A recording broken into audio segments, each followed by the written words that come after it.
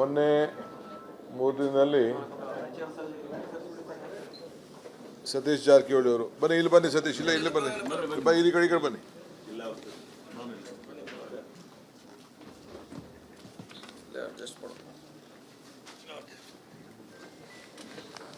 ಸತೀಶ್ ಜಾರಕಿಹೊಳಿ ಅವರು ಇವತ್ತು ಸಭೆಯನ್ನು ನಡೆಸಿದ್ದೇವೆ. ಎಲ್ಲ ಶಾಸಕರನ್ನ, ಈ ಪುತ್ತೂರು ಕರ್ನಾಟಕದ ಎಲ್ಲ ಶಾಸಕರನ್ನ, ಜನಪ್ರತಿನಿಧಿಗಳನ್ನು, ಸಂಸತ್ ಸದಸ್ಯರನ್ನ ಕೂಡ ಆಹ್ವಾನಿಸಿದ್ದು. ಎಲ್ಲ ಪಾರ್ಟಿಯವರು ಕೂಡ ಎಲ್ಲ ಭಾಳ ಗೌರವದಿಂದ ಬಂದಿದ್ದರು. ಮೊನ್ನೆ ನಾನು ಗುಲ್ಬರ್ಗಾದಲ್ಲಿ ಆ ಗುಲ್ಬರ್ಗಾ ವಿಭಾಗದ, ಕಲಬುರಗಿ ವಿಭಾಗದ ಸಭೆಯನ್ನು ನಡೆಸಿದೆ. ಬಸವಣ್ಣನ ನಾಡು ಅವರ ಅನುಭವ ಮಂಟಪದಿಂದ ಅಲ್ಲಿ ಪರಿಶೀಲನೆ ಮಾಡಿ, ಅಲ್ಲೋಗಿ ಒಂದು ಸಭೆ ಮಾಡಿ, ಅಲ್ಲಿರುವಂಥ ಎಲ್ಲ ಶರಣರ ಭೇಟಿ ಮಾಡಿ ಅವರ ಮಾರ್ಗದರ್ಶನ ಕೂಡ ಪಡೆದು ಆ ಬಸವ ಕಲ್ಯಾಣದಲ್ಲಿರುವಂಥ ಎಲ್ಲ ವರ್ಗದ ಜನ ಅವರ ಪುತ್ಥಳಿಗೆ ಗೌರವವನ್ನು ಕೊಟ್ಟು ಆ ಸಮಾಜಗಳನ್ನು ಭೇಟಿ ಮಾಡಿ, ನಮ್ಮ ಕಾಂಗ್ರೆಸ್ ಪಕ್ಷದ ಸಭೆ ಕೂಡ ರಾತ್ರಿ 9 ಗಂಟೆಯಿಂದ 10:30ವರೆಗೂ ನಡೆಸಿ, ಅದಾದಮೇಲೆ ಬೆಳಗ್ಗೆ ಗುಲ್ಬರ್ಗಾ ಕಾರ್ಯಕ್ರಮವನ್ನು ಸಭೆಯನ್ನು ನಡೆಸಿದ್ದೇನೆ. ಅನೇಕ ವಿಚಾರಗಳನ್ನು ಚರ್ಚೆ ಮಾಡಿದ್ದೇವೆ. ನಿಮ್ಮಲ್ಲಿ ಕೆಲವು ಭಾಗದಲ್ಲಿ ಮಾತ್ರ ಈ ಕಿತ್ತೂರು ಕರ್ನಾಟಕದಲ್ಲಿ ಸ್ವಲ್ಪ ಮಳೆ ಬರ್ತಾ ಇದೆ. ಅದು ಫುಲ್ ಮಳೆ ಅಂತ ನಾನು ಹೇಳಲಿಕ್ಕೆ ತಯಾರಿಲ್ಲ, ಇನ್ನು ಅದಕ್ಕೆ ಟೈಮ್ ಇದೆ.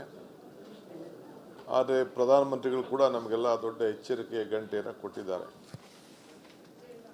ನಮಗೂ ಕೂಡ ನಮ್ಮ ವರದಿಗಳಲ್ಲಿ ಇನ್ನು ಕೆರೆಗಳಿಗೆ ನೀರು ಹೋದ ಸತಿ ಏನು ಬಂದಿತ್ತು, ಆ ವರ್ಷದ ಮಳೆ ವಾಡಿಕೆ ಮಳೆಯಂತೆ ಮಳೆ ಬಂದಿಲ್ಲ, ಎಲ್ಲೂ ಸಮಪಾಲು ನೀರು ಬಂದಿಲ್ಲ.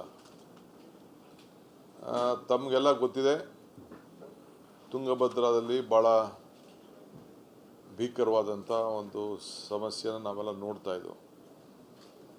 ಹೋದ ವರ್ಷ ಗೇಟು 19ನೇ ಗೇಟ್ ಒಡೆದೋಗಿತ್ತು. ನಾನೇ ಅದಕ್ಕೆ ನೀರಾವರಿ ಮಂತ್ರಿ ಆಗಿದ್ದಂಥ ಸಂದರ್ಭದಲ್ಲಿ ಭೇಟಿ ಕೊಟ್ಟಿದ್ದೆ. ತಕ್ಷಣ ಹೋಗಿ ಎಲ್ಲ ಗೇಟ್ಗಳನ್ನು ಬದಲಾಯಿಸಬೇಕು ಅಂತ ಹೇಳಿ ತೀರ್ಮಾನವನ್ನು ಮಾಡಿದ್ದೇವೆ. ಇದಲ್ಲದೆ ರಾಜ್ಯದ ಎಲ್ಲ ನೀರಾವರಿ ಗೇಟ್ಗಳನ್ನು 50 ವರ್ಷ ಯಾವುದಾದ್ರು ತುಂಬಿದೆ ಅದನ್ನೆಲ್ಲ ಟೆಕ್ನಿಕಲ್ ಆಗಿ ನಾವು ಸ್ಟಡಿ ಮಾಡ್ತಾ ಇದ್ದೇವೆ. ಎಲ್ಲೆಲ್ಲಿ ವರದಿ ಬರ್ತದೋ ಅದನ್ನೆಲ್ಲ ನಾವು ಬದಲಾವಣೆ ಮಾಡಲಿಕ್ಕೆ ತೀರ್ಮಾನವನ್ನು ಮಾಡಿದ್ದೇವೆ. ಸೊ ಈಗಾಗಲೇ 33 ಗೇಟ್ ಕೂಡ ಮಾಡಿದೋ. ನಮ್ಮ ಸರ್ಕಾರದ ಮೊದಲನೇ ಕರ್ತವ್ಯ ರೈತರನ್ನ ಬದುಕಿಸ್ಬೇಕು. ಆ ತುಂಗಭದ್ರಾ ಸಮಸ್ಯೆ ಭಾಳ ದಿನದಿಂದ ನಿಂತಿದೆ. 31 TMC ನೀರು ಹೂಳು ಒಳಗಡೆ ತುಂಬಿದೆ. ಅದನ್ನು ಗೌರವಾನ್ವಿತ ಮುಖ್ಯಮಂತ್ರಿಗಳು ಆಂಧ್ರ ಪ್ರದೇಶದವ್ರ ಹತ್ರ ಕೂಡ ನಾನು ಚರ್ಚೆ ಮಾಡಿ ಖಾಸಗಿಯಾಗಿ, ಆಮೇಲೆ ಕೇಂದ್ರ ಮಂತ್ರಿಗಳ ಹತ್ರ ಚರ್ಚೆ ಮಾಡಿ, ಆದರೂ ಕೂಡ ಅವ್ರಿಗೆ ಮನವೊಲಿಸಿ ತೆಲಂಗಾಣ ಮುಖ್ಯಮಂತ್ರಿಗಳು, ಆಂಧ್ರ ಮುಖ್ಯಮಂತ್ರಿಗಳು ಮತ್ತು ನಾನು CRS ಪಾಟೀಲ್ ಅವರು ಒಪ್ಪಂದಕ್ಕೆ ಬಂದಿದ್ದೇವೆ.